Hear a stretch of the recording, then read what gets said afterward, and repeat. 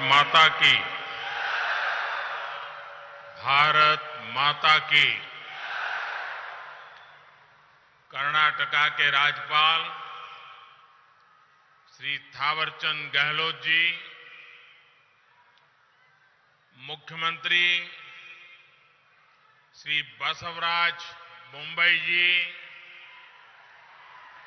केंद्रीय मंत्रिमंडल के मेरे सहयोगी श्री भगवंत खुबा जी, कर्नाटका सरकार के मंत्रीगण, सांसद एवं विधायकगण और विशाल संख्या में हमें आशीर्वाद देने के लिए आए हुए मेरे प्यारे भाइयों और बहनों, कर्नाटकದ ಎಲ್ಲ ಸಹೋದರ ಸಹೋದರಿಯರಿಗೆ ನನ್ನ ವಂದನೆಗಳು।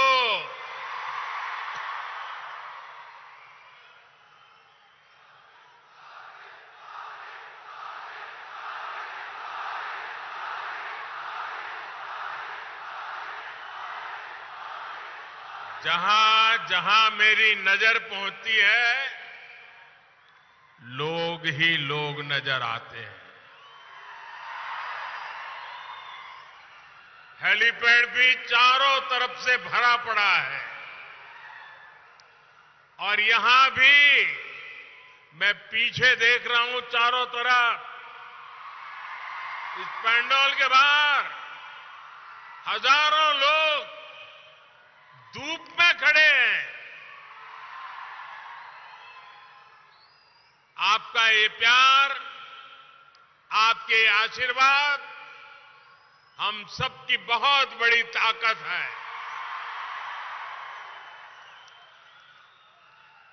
साथियों, यादगीर एक समृद्ध इतिहास को संजोए हुए है। रट्टीहल्ली का प्राचीन किला हमारे अतीत, हमारे पूर्वजों के सामर्थ्य का प्रतीक है। हमारी परंपरा, हमारी संस्कृति और हमारी विरासत से जुड़े अनेक अंश, अनेक स्थान हमारे इस क्षेत्र में मौजूद है। यहां उस सुरापुर रियासत की धरोहर है जिसे महान राजा वेंकटप्पा नायक ने अपने स्वराज और सुशासन से देश में विख्यात कर दिया था। इस धरोहर पर हम सभी को गर्व है। भाइयों और बहनों, मैं आज कर्नाटका के विकास से जुड़े हजारों करोड़ रुपए के प्रोजेक्ट्स आपको सौंपने और नए प्रोजेक्ट की शुरुआत करने आया हूं। अभी यहां पानी और सड़क से जुड़े बहुत बड़े प्रोजेक्ट का शिलान्यास और लोकार्पण हुआ है। नारायणपुर लेफ्ट बैंक कैनाल के विस्तार और आधुनिकीकरण से यादगीर, कलबुर्गी और विजयपुर जिले के लाखों किसानों को सीधा सीधा लाभ होने वाला है।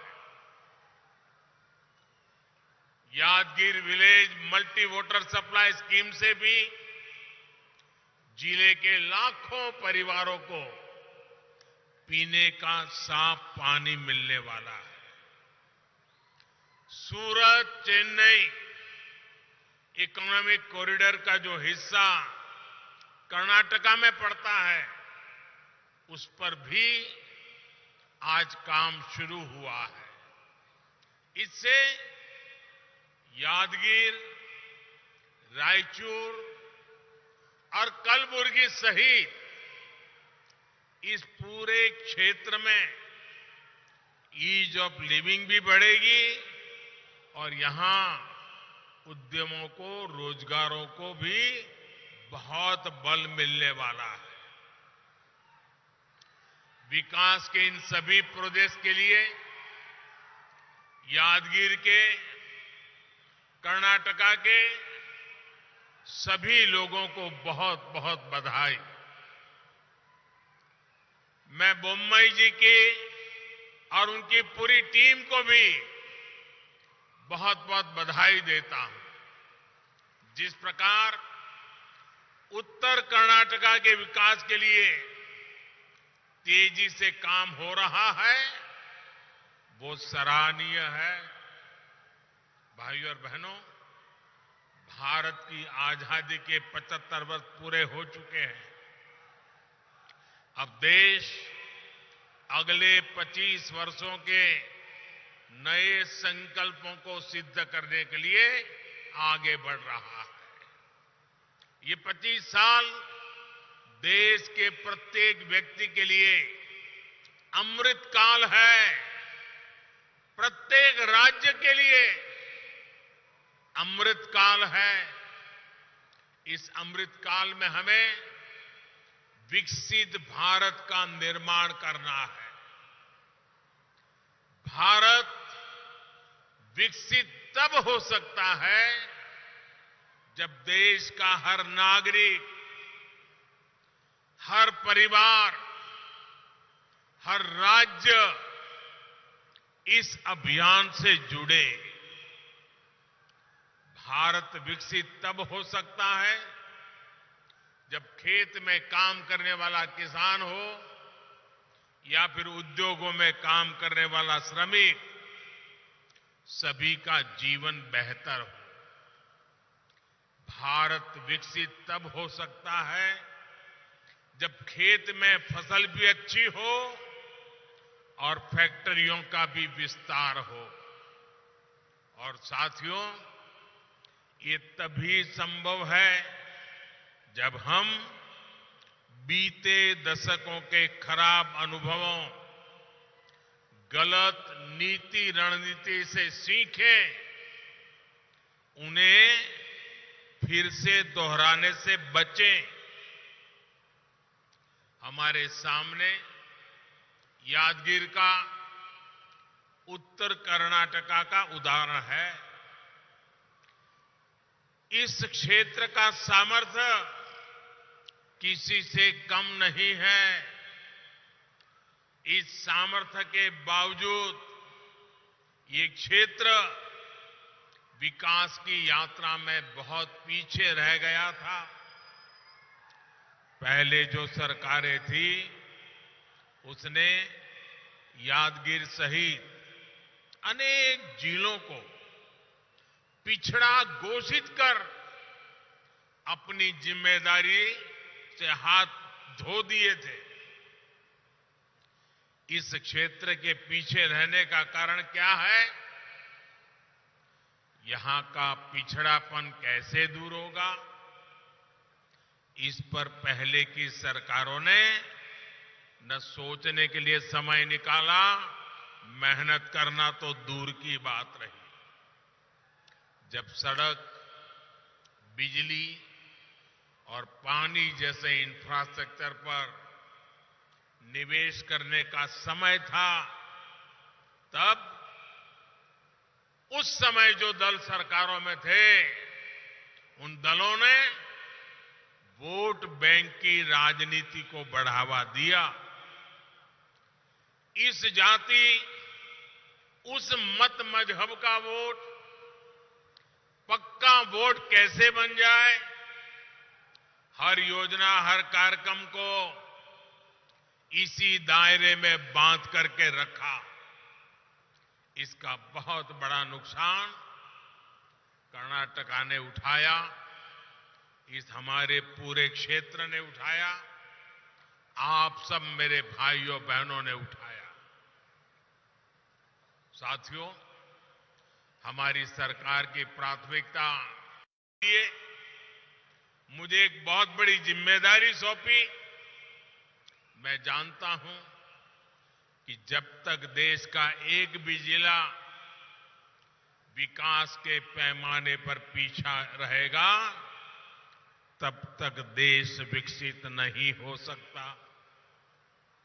इसलिए जिनको पहले की सरकार ने पिछड़ा घोषित किया, उन जिलों में हमने विकास की आकांक्षा को प्रोत्साहित किया।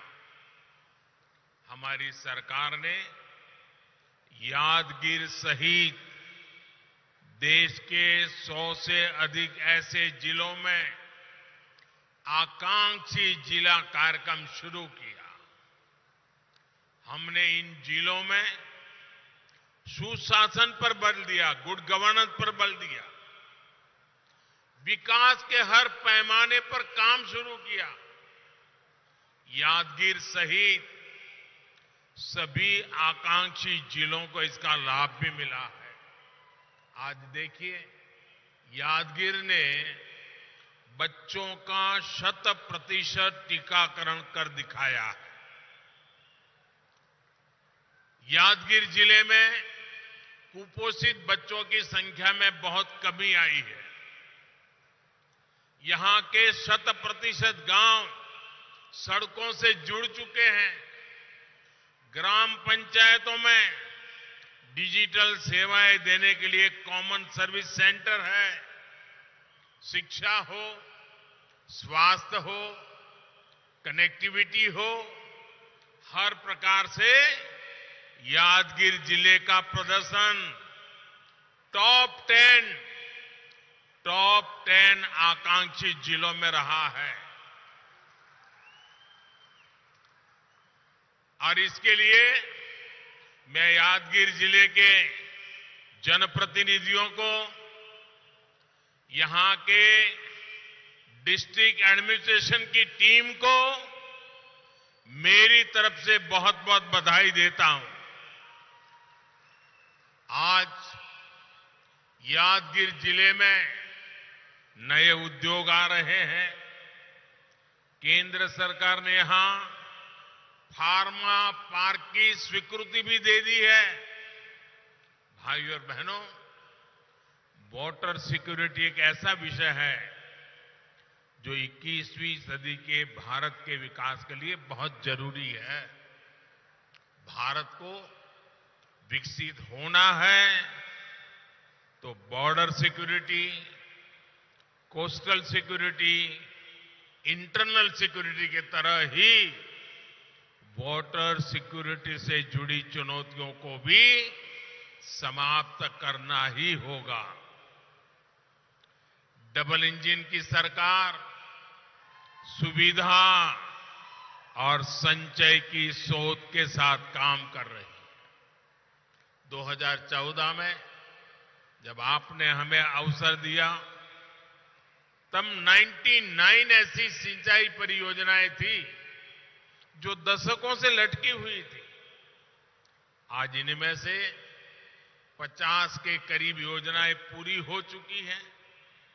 हमने पुरानी योजनाओं पर भी काम किया और जो संसाधन हमारे पास पहले से थे उनके विस्तार पर भी बल दिया।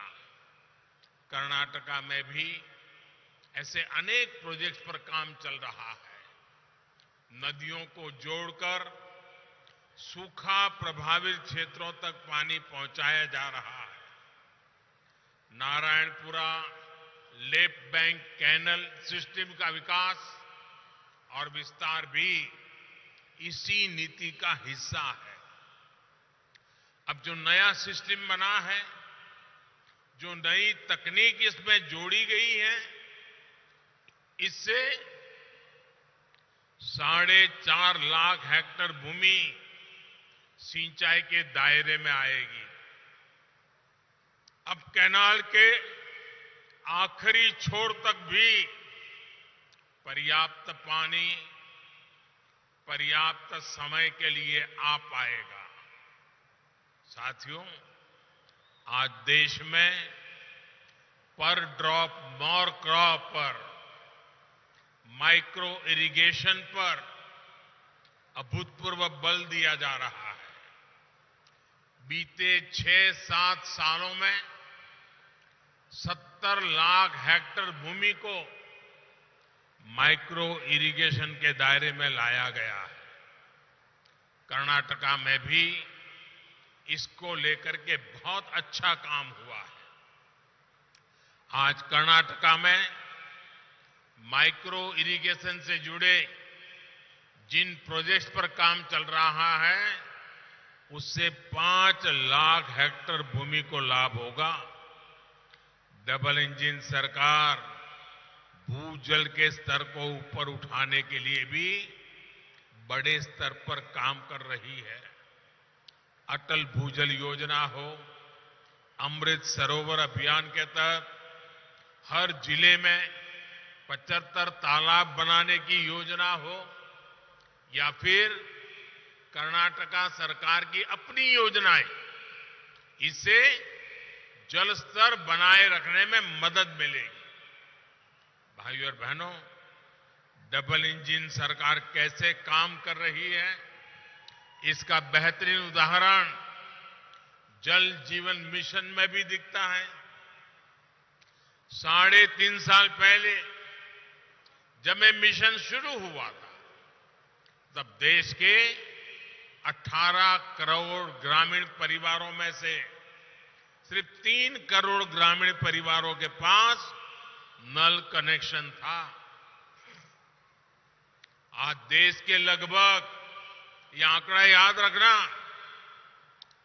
हम जब सरकार में आए थे तब 3 करोड़ घरों में, आज देश के लगभग 11 करोड़ ग्रामीण परिवारों के घरों में नल से जल आने लगा है। यानी हमारी सरकार ने देश में 8 करोड़ नए ग्रामीण परिवारों तक पाइप से पानी पहुंचाया है। और इसमें कर्नाटका के भी 35 लाख ग्रामीण परिवार शामिल है। मुझे खुशी है कि यादगीर और रायचूर में हर घर जल की कवरेज कर्नाटका और देश की कुल औसत से भी अधिक है। और जब नल से जल घर में पहुंचता है ना, तो माताएं बहनें मोदी को भरपूर आशीर्वाद देती है। हर दिन जब पानी आता है, मोदी के लिए उनके आशीर्वाद बहने शुरू हो जाते हैं। आज जिस योजना का शिलान्यास हुआ है, उससे यादगीर में घर घर नल से जल पहुंचाने के लक्ष्य को और गति मिलेगी। जल जीवन मिशन का एक और लाभ मैं आपके सामने रखना चाहता हूं। एक स्टडी में सामने आया है कि भारत के जल जीवन मिशन की वजह से हर साल 1.25 लाख से अधिक बच्चों का जीवन हम बचा पाएंगे। आप कल्पना कर सकते हैं, 1.25 लाख बच्चे प्रति वर्ष मौत के मुख में जाने से बच जाते हैं, तो ईश्वर भी तो आशीर्वाद देता है। साथियों, जनता जनार्दन भी आशीर्वाद देती है। साथियों, दूषित पानी की वजह से हमारे बच्चों पर कितना बड़ा संकट था, और अब कैसे हमारी सरकार ने आपके बच्चों का जीवन बचाया है। भाइयों और बहनों, हर घर जल अभियान डबल इंजन सरकार के डबल बेनिफिट का भी उदाहरण है। डबल इंजन यानी डबल वेलफेयर, डबल तेजी से विकास। कर्नाटका को इससे कैसे लाभ हो रहा है, आप लोग तो भली भांति जानते हैं। केंद्र सरकार किसानों के लिए पीएम किसान सम्मान निधि योजना के तहत 6,000 रुपये देती है। वहीं कर्नाटका सरकार इसमें 4,000 रुपया और जोड़ती है ताकि किसानों को डबल लाभ हो। यहां यादगीर के भी लगभग 1.25 लाख किसान परिवारों को भी पीएम किसान सम्मान निधि के लगभग 250 करोड़ रुपए मिल चुके हैं। साथियों, केंद्र सरकार नई राष्ट्रीय शिक्षा नीति लाई है। वहीं कर्नाटका सरकार विद्या निधि योजना से गरीब परिवारों के बच्चों की अच्छी शिक्षा में मदद कर रही है। केंद्र सरकार महामारी और दूसरे संकटों के बावजूद तेज विकास के लिए कदम उठाती है। वहीं राज्य सरकार इसका लाभ उठाते हुए कर्नाटका को देश में निवेशकों की पहली पसंद बनाने के लिए आगे बढ़ रही है। केंद्र सरकार बुनकरों को मुद्रा योजना के तहत मदद देती है। वहीं कर्नाटका सरकार महामारी के दौरान उनका ऋण माफ करती है और उन्हें आर्थिक सहायता भी देती है। तो हुआ ना डबल इंजन का, यानी डबल बेनिफिट। साथियों, आजादी के इतने वर्षों बाद भी अगर कोई व्यक्ति वंचित है, कोई वर्ग वंचित है, कोई क्षेत्र वंचित है, तो उस वंचित को हमारी सरकार सबसे ज्यादा वरीयता दे रही है। और वंचितों को वरीयता, ये है हम लोगों का कार्य करने का राह है, संकल्प है, मंत्र है। हमारे देश में दशकों तक करोड़ों छोटे किसान भी हर सुख सुविधा से वंचित रहे। सरकारी नीतियों में उनका ध्यान तक नहीं रखा गया।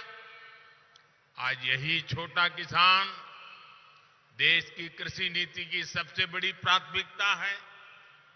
आज हम किसान को मशीनों के लिए मदद दे रहे हैं, ड्रोन जैसी आधुनिक टेक्नोलॉजी की तरफ ले जा रहे हैं, नैनो यूरिया जैसी आधुनिक खाद उपलब्ध करा रहे हैं। वहीं दूसरी तरफ प्राकृतिक खेती को भी प्रोत्साहित कर रहे हैं। आज छोटे किसान को भी किसान क्रेडिट कार्ड दिए जा रहे हैं। छोटे किसान फिर भूमिहीन परिवारों को अतिरिक्त आय हो, इसके लिए पशुपालन, मछली पालन, मधुमक्खी पालन, उसके लिए भी मदद दी जा रही है। भाइयों और बहनों, आज जब मैं यादगीर आया हूं तो कर्नाटका के परिश्रम किसानों का एक और बात के लिए भी आभार व्यक्त करूंगा। ये क्षेत्र दाल का कटोरा है। यहां की दालें देश भर में पहुंचती है। बीते 7-8 वर्षों में अगर भारत ने दालों के लिए अपने विदेशी निर्भरता को कम किया है, तो इसमें उत्तर कर्नाटका के किसानों की बहुत बड़ी भूमिका है। केंद्र सरकार ने भी इन 8 वर्षों में किसानों से 80 गुना अधिक दाल एमएसपी पर खरीदी। 2014 से पहले जहां दाल किसानों को कुछ 100 करोड़ रुपए मिलते थे, वहीं हमारी सरकार ने दाल वाले किसानों को 60,000 करोड़ रुपए दिए हैं। अब देश खाद्य तेल में आत्मनिर्भरता के लिए भी विशेष अभियान चला रहा है। इसका लाभ भी कर्नाटका के किसानों को जरूर उठाना चाहिए। आज बायोफ्यूल, इथेनॉल के उत्पादन और उपयोग के लिए भी देश में बहुत बड़े स्तर पर काम चल रहा है। सरकार ने पेट्रोल में इथेनॉल की ब्लेंडिंग का लक्ष्य भी बढ़ा दिया है। इससे भी कर्नाटका के गन्ना किसानों को बहुत लाभ होने वाला है। साथियों, एक और बड़ा अवसर आज दुनिया में पैदा हो रहा है, जिसका लाभ कर्नाटका के किसानों, विशेष रूप से छोटे किसानों को जरूर होगा। भारत के आग्रह पर संयुक्त राष्ट्र ने, यूनाइटेड नेशन ने इस वर्ष को इंटरनेशनल ईयर ऑफ मिलेट घोषित किया है। कर्नाटका में ज्वार और रागी जैसे मोटे अनाज की बहुत पैदावार होती है। अपने इस पौष्टिक मोटे अनाज की पैदावार बढ़ाने और इसे विश्व भर में प्रमोट करने के लिए डबल इंजन सरकार प्रतिबद्ध है। मुझे विश्वास है कि कर्नाटका के किसान इसमें भी अग्रणी भूमिका निभाएंगे। भाइयों और बहनों, उत्तर कर्नाटका की एक और चुनौती को हमारी सरकार कम करने का प्रयास कर रही है। ये चुनौती है कनेक्टिविटी की। खेती हो, उद्योग हो या फिर पर्यटन, सभी के लिए कनेक्टिविटी उतनी ही जरूरी है। आज जब देश कनेक्टिविटी से जुड़े इंफ्रास्ट्रक्चर पर बल दे रहा है, तो डबल इंजन सरकार होने के कारण कर्नाटका को भी इसका अधिक लाभ मिल पा रहा है। सूरत चेन्नई इकोनॉमिक कॉरिडोर का लाभ भी नॉर्थ कर्नाटका के एक बड़े हिस्से को होने वाला है। देश की दो बड़े पोर्ट सिटी के कनेक्ट होने से इस पूरे क्षेत्र में नए उद्योगों के लिए संभावनाएं बनेगी। नॉर्थ कर्नाटका के पर्यटक स्थलों, तीर्थों तक पहुंचना भी देशवासियों के लिए आसान हो जाएगा। इससे यहां युवाओं के लिए रोजगार और स्वरोजगार के हजारों नए अवसर बनेंगे। इंफ्रास्ट्रक्चर और रिफॉर्म पर डबल इंजन सरकार के फोकस के कारण कर्नाटका निवेशकों की पसंद बन रहा है। भविष्य में ये निवेश और बढ़ने वाला है, क्योंकि भारत में निवेश को लेकर पूरी दुनिया में उत्साह है। मुझे विश्वास है कि नॉर्थ कर्नाटका को भी इस उत्साह का भरपूर लाभ मिलेगा। इस क्षेत्र का विकास सबके लिए समृद्धि लेकर आए, इसी कामना के साथ फिर एक बार इतनी बड़ी तादाद में आकर के हमें आशीर्वाद देने के लिए मैं आपका धन्यवाद करता हूं और इस अनेक अनेक विकास की योजनाओं के लिए आपको बहुत बहुत बधाई देता हूं। भारत माता की, भारत माता की, भारत माता की बहुत बहुत धन्यवाद।